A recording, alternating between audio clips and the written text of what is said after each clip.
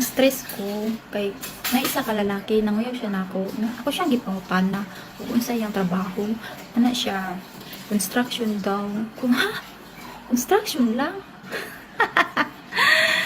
Wa ka naglantaw, wa ka naghuna-huna. Kaning dagwaya ni padulong rag construction. Oy, mga construction, paminaw. Kabalo mo, mga akong ginapili.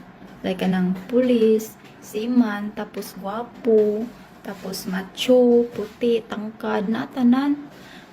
Ang sarap man ang construction po. Uy, nga ultimo ra. Ano, na yung trabaho. Simple naman kayo guys, kay kami mga babae, dili may gusto magkalisod may in future. Tahay construction worker lang among mabana. Nya, siya lang among saligan kay kasagarat ba sa lalaki, gusto nila ka ng babae na lang sa balay at imanon lang sila. Unya, construction worker lang yung trabaho.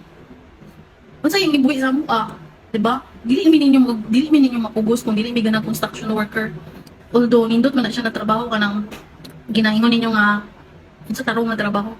Pero una-una ninyo guys nga sa panahon karon dili na pwede nga masugot lang ka construction worker nga magpaana-ana. Mahal kayong skincare, unya construction worker lang imong uyabot or banahon pag sure. Dili mi ninyo mapugos, dili mi manguyab og construction worker o gusto na mo mga seaman o gusto na mo mga kung unsa para engineer.